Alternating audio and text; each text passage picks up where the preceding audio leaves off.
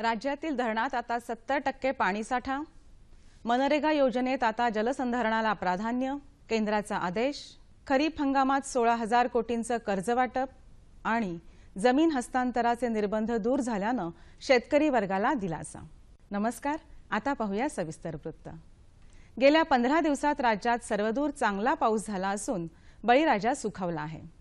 या पावसामुळे राज्यातील सर्वच धरणांमधील पाणीसाठा 6% वाढला असून आता तो 70% झाला आहे।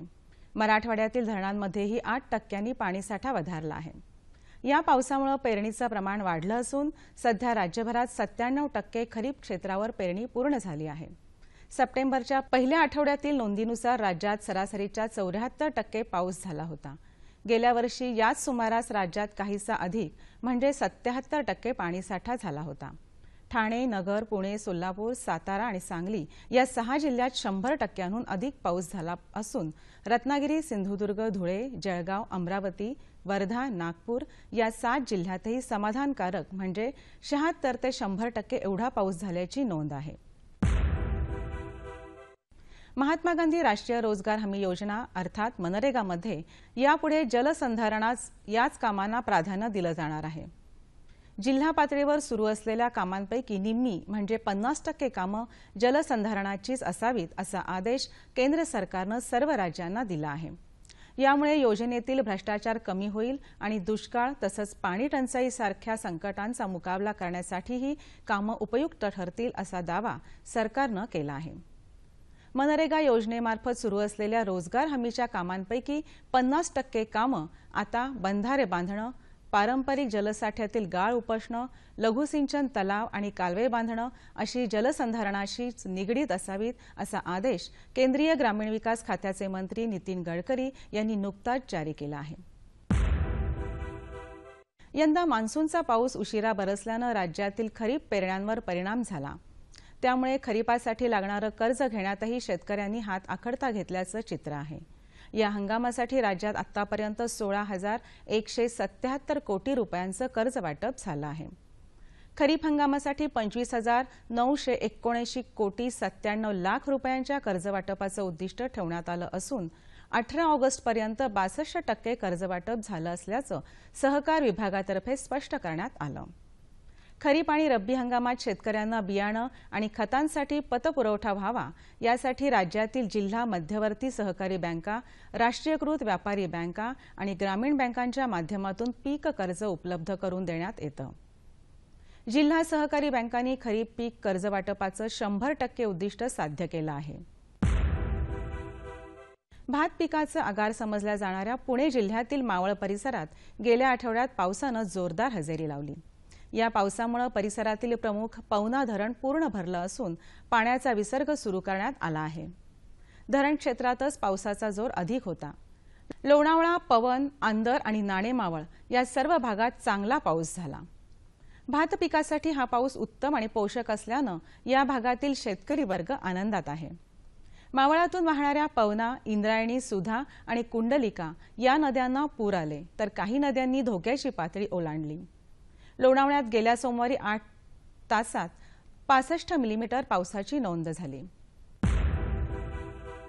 धरणांच्या लाभक्षेत्रातील शेतजमिनींच्या हस्तांतरावर गेल्या 20 ते 30 वर्षांपासून असलेले निर्बंध उठवण्याचा निर्णय राज्य सरकारनं घेतला आहे। त्यामुळे जमीन विक्री, खातेफोड, वारस, हक्कानुसार जमिनीची विभागणी करण्यातील मोठा अडथळा दूर झाला आहे। राज्यातील हजारो शेतकऱ्यांना दिलासा मिळणार आहे। पाटबंधारे प्रकल्पात जमीन गेलेल्या प्रकल्पग्रस्तांच्या पुनर्वसनासाठी पाण्याचा लाभ मिळणाऱ्या लाभक्षेत्रातील शेतकऱ्यांच्या शेतजमिनी देण्यात येतात। या जमिनींचं वाटप करण्यासाठी लाभक्षेत्रातील जमिनींच्या हस्तांतर व्यवहारांवर निर्बंध आणले जातात आणि पुनर्वसनासाठी राखीव जमीन असे शेरे 7-12 उतार्यांवर मारले जातात।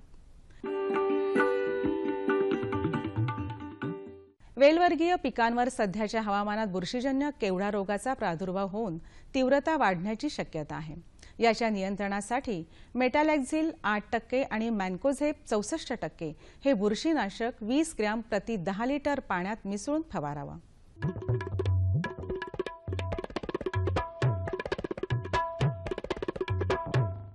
आता बघूया सातारा कृषी उत्पन्न बाजार समितीचे काही बाजारभाव प्रति क्विंटलमध्ये।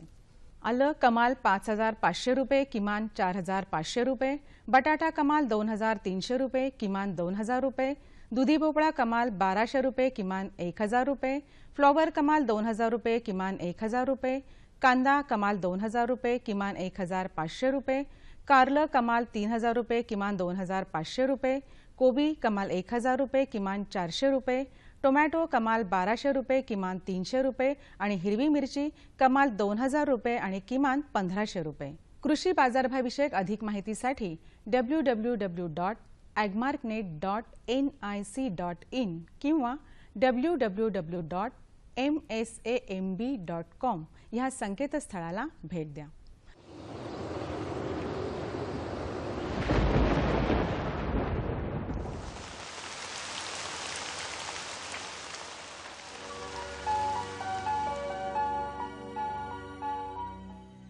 कोकणात बहुतेक ठिकाणी तसंच मध्य महाराष्ट्र आणि मराठवाड्यात बऱ्याच ठिकाणी पाऊस पडण्याची शक्यता असून त्यानंतर पाऊसमानात घट होण्याची शक्यता आहे।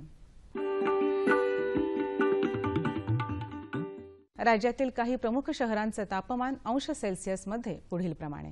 मुंबई कमाल तापमान 28 अंश सेल्सिअस आणि किमान तापमान 24 अंश सेल्सिअस। पुणे कमाल तापमान 21 अंश सेल्सिअस आणि किमान तापमान 19 अंश सेल्सिअस। नागपूर कमाल तापमान 29 अंश सेल्सिअस आणि किमान तापमान 23 अंश सेल्सिअस। नाशिक कमाल तापमान 23 अंश सेल्सिअस आणि किमान तापमान 20 अंश सेल्सिअस। औरंगाबाद कमाल तापमान 23 अंश सेल्सिअस आणि किमान तापमान 20 अंश सेल्सिअस। कोल्हापूर कमाल तापमान 23 अंश सेल्सिअस आणि किमान तापमान 20 अंश सेल्सिअस। सांगली कमाल तापमान 23 अंश सेल्सिअस आणि किमान तापमान 20 अंश सेल्सिअस। सातारा कमाल तापमान 21 अंश सेल्सिअस आणि किमान तापमान 19 अंश सेल्सिअस आणि सोलापूर कमाल तापमान 22 अंश सेल्सिअस आणि किमान तापमान 20 अंश सेल्सिअस राहण्याची शक्यता आहे। हवामान विषयक अधिक माहितीसाठी भारतीय हवामान विभागाच्या www.imd.gov.in ह्या संकेतस्थळाला भेट द्या। या होत्या आजच्या कृषी वार्ता। पुन्हा भेटूया पुढील भागात। तोपर्यंत नमस्कार।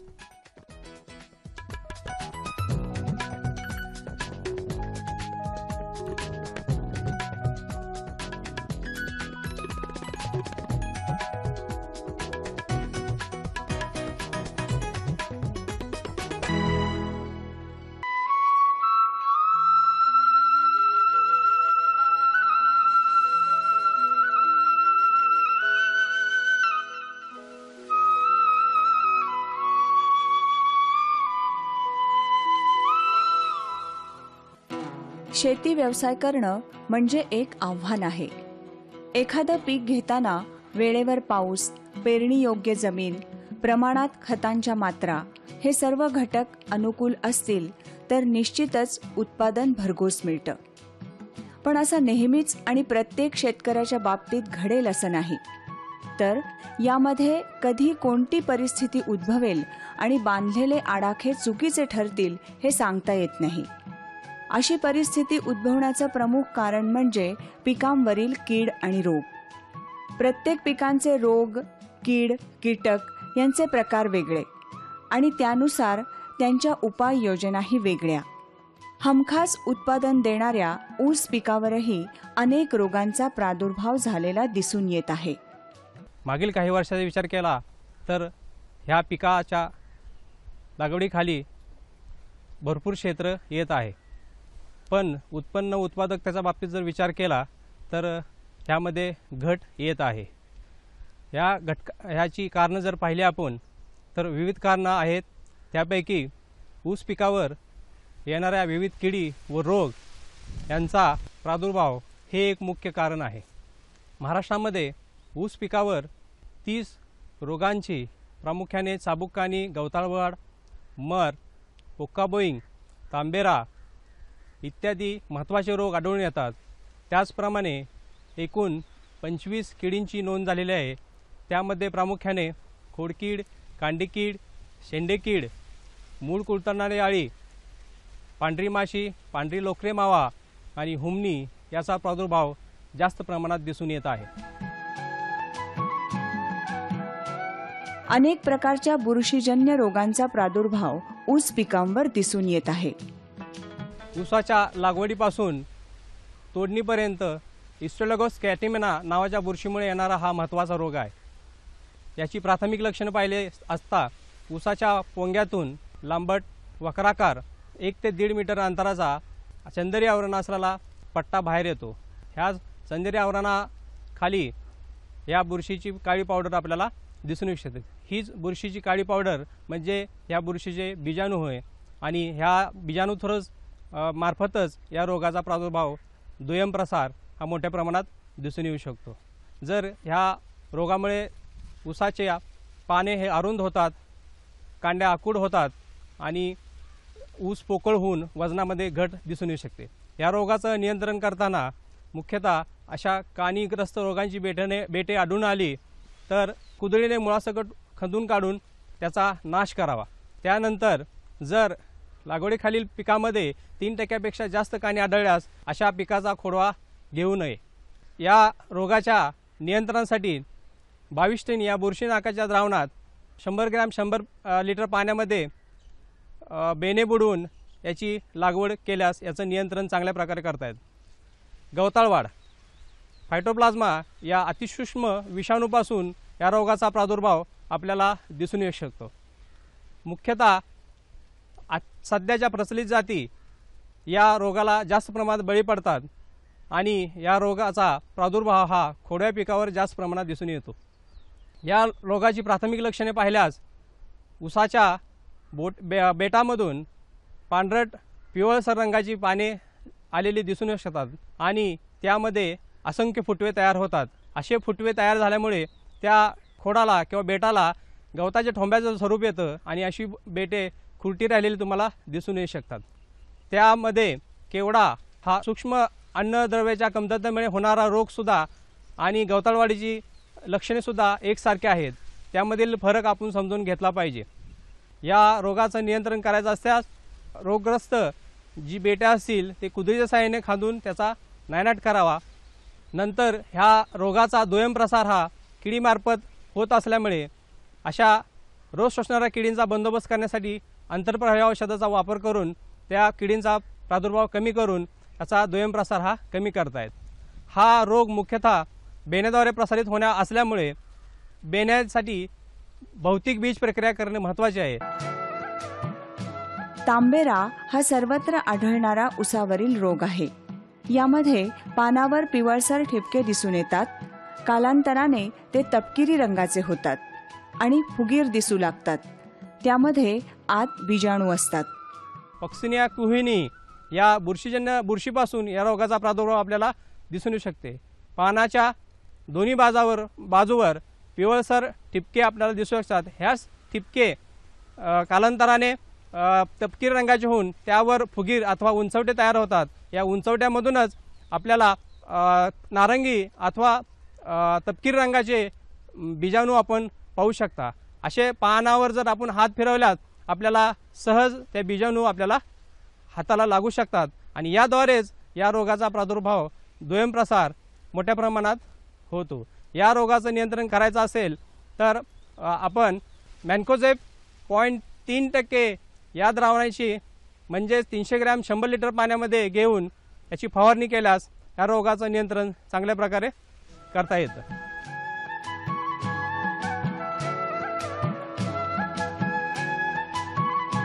जास्त पाऊस किंवा नदीकाठच्या भागात लागवड केलेल्या ऊसावर तपकिरी ठिपके नावाचा रोग आढळून येतो. यामध्ये रोपांची प्रकाश संश्लेषण क्रिया मंदावते. ते अन्न तयार करू शकत नाहीत. जास्त पर्जन्य पाऊस असलेल्या भागामध्ये आणि नदीकाठच्या भागामध्ये या रोगाचा प्रादुर्भाव मुख्यतः सर्कोस्पोरा लॉन्जिस्पोरा या बुरशीमुळे जास्त प्रमाणात दिसून येऊ शकते. याची प्राथमिक लक्षणे पाहिले असता ऊसाच्या पानावर दोन्ही बाजूवर गोलाकार लांबट अंडाकृती टिपके आपल्याला दिसून येऊ शकतात. या टिपक्यामधील पेशी मृत झाल्यामुळे प्रकाश संश्लेषणची क्रिया मंदावते व अन्न तयार करण्याची वनस्पतीची अन्न तयार करण्याची क्षमता कमी होते आणि त्यामुळेच त्याचा उत्पन्नावर जास्त परिणाम होऊ शकतो. महाराष्ट्रात मोठ्या प्रमाणावर आढळून येणारी कीड म्हणजे खोडकीड.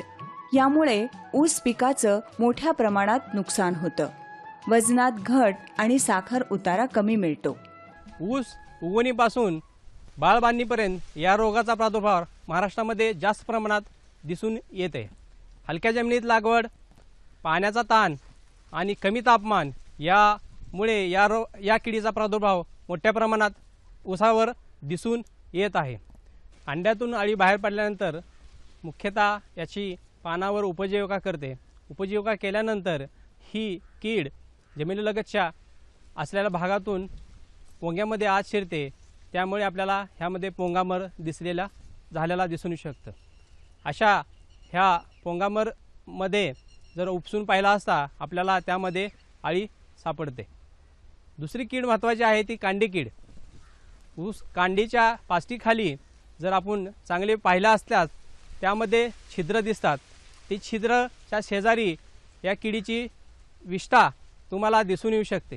ही विष्ठा जर तुम्ही बघितले असेल तर कांडी जर दोन भाग केले असते तर आतमध्ये तुम्हाला ही किडीचा प्रादुर्भाव झालेला दिसून येऊ शकते. ह्या किडीचा प्रादुर्भाव मुख्यतः मे ते सप्टेंबर यामध्ये जास्त प्रमाणात दिसून येतो.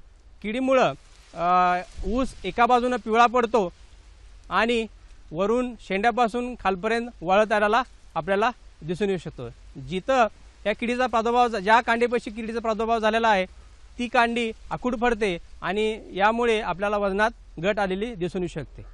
बुडका कांडी किंवा मूळ कुरतरणे अळी ही जमिनीलगत असलेल्या कांड्यामधून अथवा मुळापासून याची आतमध्ये शिरकाव होतो आणि ते आतील भाग पोखरून खाते. त्यामुळे ऊसाची पानं पूर्णतः पिवळी पडतात आणि ऊस हा सहज उपटून आलेला आपण दिसून येऊ शकतो. या सर्व किडीच्या बंदोबस्तासाठी जर जी रोगग्रस्त खोडकीड असेल किंवा नांगे पडलेले असतील अशा नांगे पडलेले ऊस उपसून अळीसह उपसून त्याचा नायनाट करावा. त्यानंतर या रोगाच्या नियंत्रणासाठी फेरोमेन सापळे म्हणजेच नरांना आकर्षित करण्यासाठी फेरोमेन सापळे किंवा कामगंध सापळे वापरले तर एकरी 10 हे कामगंध सापळे वापरावे. राष्ट्रीय स्तरावर आढळणारी सर्वात जास्त त्रासदायक अशी कीड म्हणजे हुमणी अळी. वळीव पाऊस पडून गेल्यावर जमिनीत अंडी घालणारी ही अळी पिकांची मुळच कुरतडण्यास सुरुवात करते. त्यामुळे ऊस खालून खिळखिळा होतो. पहिला पाऊस किंवा पहिला वळीव पाऊस पडल्यानंतर कोशातून बाहेर आलेले नर व मादी यांचं मिलन बांधावरील बाबूळ अथवा लिंबाच्या झाडावर झाल्यानंतर याची मादी जमिनीमध्ये अंडी घालते. ह्या अंड्यातून बाहेर आलेल्या अळ्या सुरुवातीला सेंद्रिय पदार्थ व जमिनीतील असलेल्या मातीमध्ये उपजीविका करतात. त्यानंतर ही अळी मुख्यतः पिकांच्या मुळं कुरतडण्यास सुरुवात करते. ऊस पिकामध्ये जर याचा विचार केलास कीडग्रस्त झालेली रोपं जर उपटून पाहिल्यास आपल्याला यामध्ये सी आकाराच्या पिवळसर पांढऱ्या रंगाच्या अळ्या तुम्हाला दिसून येतील. या किडीचं नियंत्रण करायचं असेल तर सुरुवातीला हुमणीच्या अळ्या व कोश नैसर्गिकरित्या बंदोबस्त करण्यासाठी 2 जास्त नांगरटी दिल्या असतात त्याचं नियंत्रण करता येतं. वळीचा पहिला पाऊस पडल्यानंतर कडुलिंब व लिंबाच्या झाडावर आढळणारे भुंगेरे सामुदायिकरित्या 2 ते 3 वेळा गोळा करून रॉकेल मिश्रित पाण्यामध्ये टाकून त्याचा नायनाट करावा. पेरणी ते तोडणी यामध्ये कधी पण दिसून येणारी कीड म्हणजे पांढरा लोकरी मावा. याच्या बंदोबस्तासाठी कीडग्रस्त पानं नष्ट करावी आणि मित्र कीटकांचं संवर्धन करावं. उगवणीपासून अगदी तोडणीपर्यंत या किडीचा प्रादुर्भाव दिसून येतो. ऊसाच्या पानाच्या मुख्य शिरेच्या दोन्ही बाजूवर लोकरी तंतूसारखे पिवळसर प्रौढ अथवा बाल्यावस्था तुम्हाला दिसू शकते. हे प्रौढ पानामधील रस शोषून चिकट स्त्राव पानावर टाकतात. त्यामुळे या चिकट स्त्रावामुळे या पानावर कॅप्नोडम नावाची काळपट बुरशी तयार होते. त्यामुळे या पानामधील हरितद्रव्य अथवा प्रकाश संश्लेषणाची क्रिया हे मंदावते आणि त्याचा परिणाम ऊसाच्या उत्पादनावर जास्त प्रमाणात दिसून येतो। या लोकरी माव्याचं नियंत्रण करायचं असेल, ज्यावेळी त्याचा कमी प्रादुर्भाव असेल त्यावेळी त्याची कीडग्रस्त पाने ही नष्ट करावी। या किडीचा उपाययोजना करण्यासाठी महत्त्वाचे म्हणजे लागवड करताना रुंद सरी अथवा पट्टापद्धतीचा वापर करावा। या किडीचा प्रादुर्भाव दिसला असल्यास मित्र कीटकांचे संवर्धन करावे। त्यामध्ये डिफायपिडोरा, कोनोबाथ्रा, शिरपीड माशी, लेडीबर्ड बीटल, इनकार्शिया इत्यादी मित्र कीटक असल्यास कोणतेही रासायनिक औषधाची फवारणी न करावे, या कीटकांचे संवर्धन करावे। त्यामुळे सुद्धा जर हा कीड नियंत्रण आले नसल्यास 10% फोरेट जमिनीतून एकरी 6 ते 8 किलो जमीन वापसावर दिल्यानंतर या किडीचं नियंत्रण चांगल्या प्रकारे आपल्याला करता येतं। अशा प्रकारे आपण वेळोवेळी येणाऱ्या रोग व किडींचं योग्य प्रकारे नियंत्रण केल्यास आपल्याला उत्पन्नामध्ये जास्त प्रमाणात वाढ झालेली दिसून शकते आणि तसाच आपला आर्थिक स्तर सुद्धा वाढलेला सुद्धा दिसून येऊ शकतो। अशा प्रकारे जितके कीड रोगांचे प्रकार तितके त्यांच्या बंदोबस्तासाठीचे उपायही आहेत। कृषी अधिकाऱ्यांना प्रत्येक किडीचा नायनाट करण्यात यश आलं आहे, ही महत्त्वाची गोष्ट आहे। कोणताही नवीन रोग आला तरी त्यावर उपाययोजना करण्यात हे अधिकारी मागे राहणार नाहीत। फक्त शेतकऱ्यांनी सजग आणि सतर्क राहून वेळोवेळी त्याचा लाभ घेतला पाहिजे, मार्गदर्शन घेतलं पाहिजे, तरच या कीड आणि रोगाला आपण पळवून लावू शकू आणि याच्या नियंत्रणामुळे प्रतिकूल परिस्थिती अनुकूल करून जास्तीत जास्त उत्पादन घेऊन देश सुजलाम सुफलाम करण्यात हातभार लावू।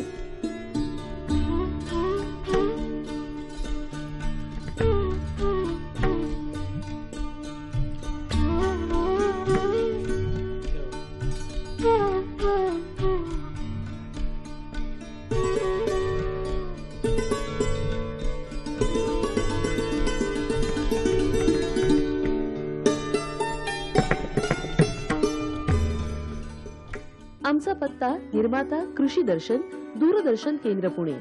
आमचे ईमेल आयडी असे आहे ddkpuneKrishi@hotmail.com आणि ddkpuneKrishi@rediffmail.com।